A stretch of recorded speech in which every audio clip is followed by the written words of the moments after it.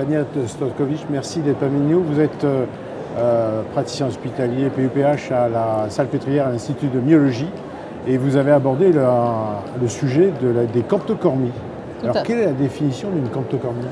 Alors la camptocormie, donc, c'est une inflexion en avant du tronc, une flexion en avant du tronc de plus de 45 degrés qui est réductible, donc en position allongée, qui est indolore et qui se voit à la marche.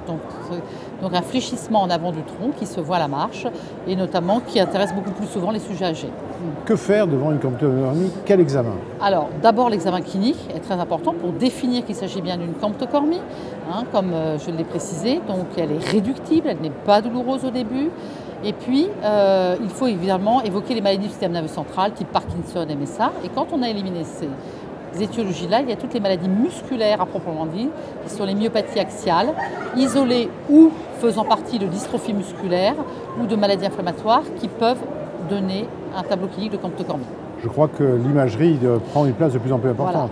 Voilà. Donc, en dehors de l'examen clinique, l'imagerie corps entier musculaire est très importante pour déceler et confirmer l'atteinte musculaire axiale qui va s'étendre jusqu'aux muscles cervicaux, mais également les muscles des membres, des jambes ou des bras et qui vont guider notamment la biopsie musculaire si elle est à faire. Quelles sont les étiologies, princeps, les grandes étiologies? Alors les grandes étiologies dans le cas des maladies musculaires, c'est vraiment les dystrophies, c'est-à-dire myopathie facio-scapulomérale, la dystrophie facio-scapulomérale, la dystrophie myotonique de type 1, plus rarement de type 2. Et puis ensuite, on a les myopathies, notamment congénitales, liées au gène RIR1, je le cite, qui est celui de l'hyperthermie maligne.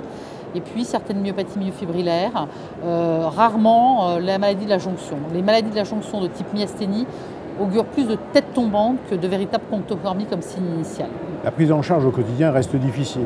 La prise en charge reste très difficile, mais il faut quand même proposer à ces malades une prise en charge en kinésithérapie pour travailler les muscles axiaux, pour les renforcer, pour corriger les troubles posturaux et notamment mettre en place des cannes, des bâtons de marche pour redresser le patient, mettre à hauteur de vue les différents éléments du domicile et puis les orthèses, alors semi-rigides ou rigides dans les cas les plus prononcés.